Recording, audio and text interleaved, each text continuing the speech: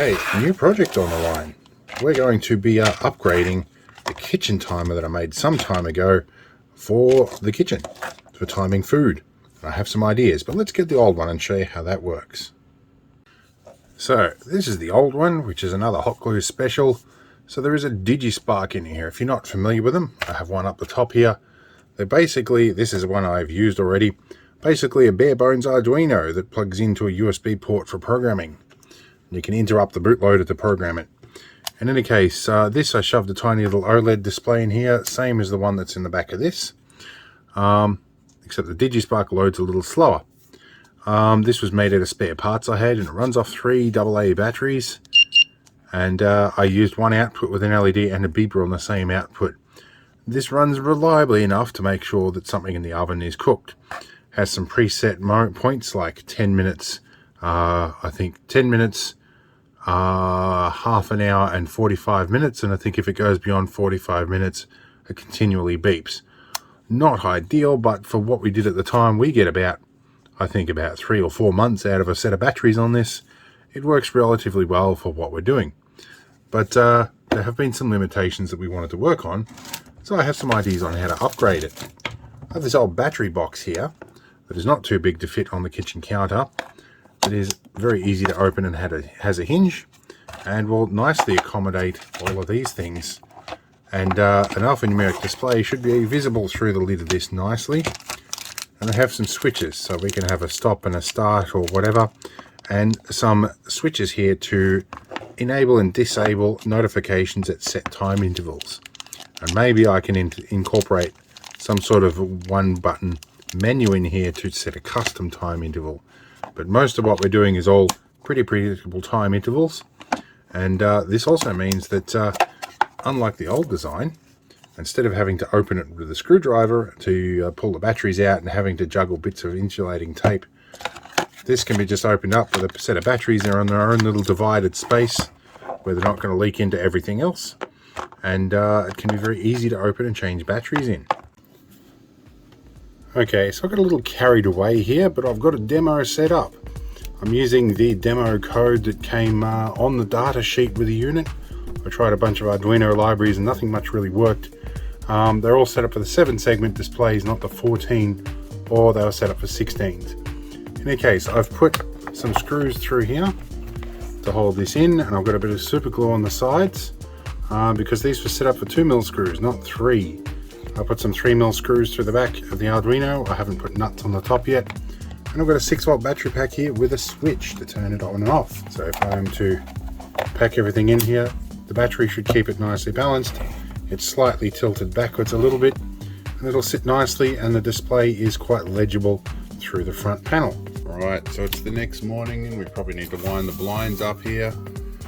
So I've got this largely set up, all the glue's stuck in. All doing well. I've got my connections on. I made one slight change here.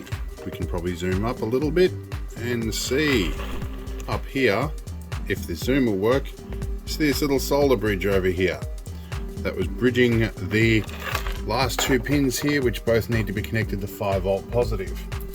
So now it works all right in situ.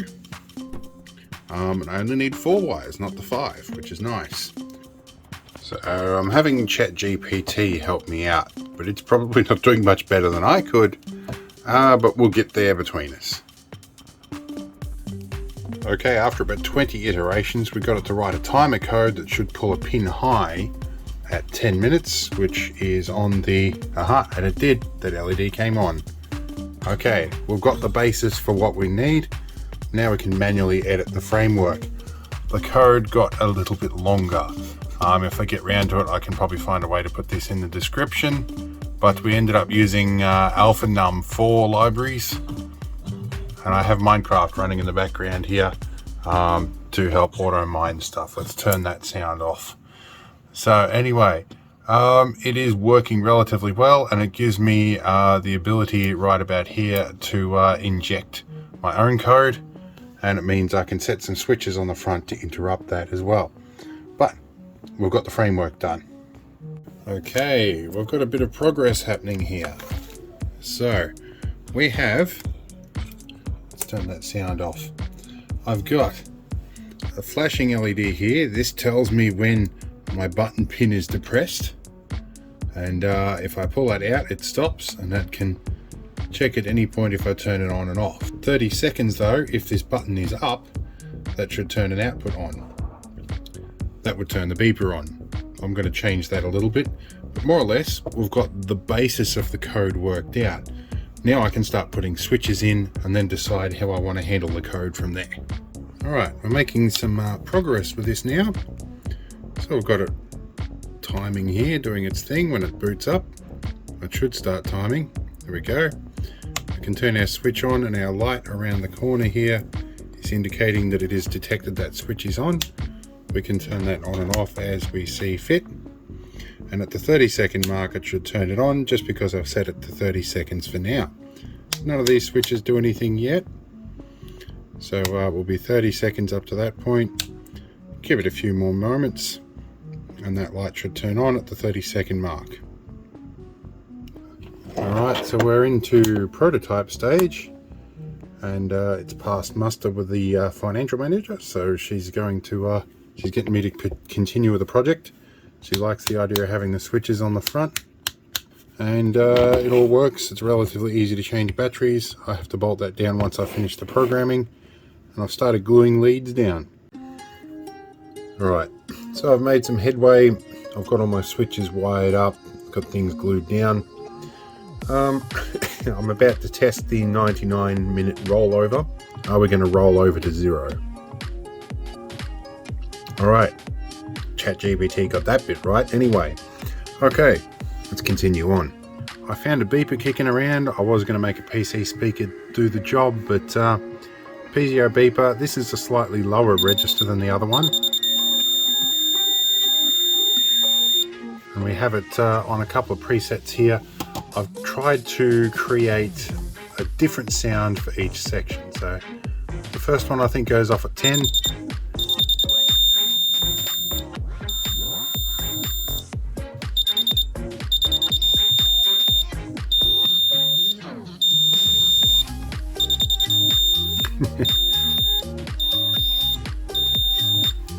In either case, you can sit from a distance and you can hear these presets.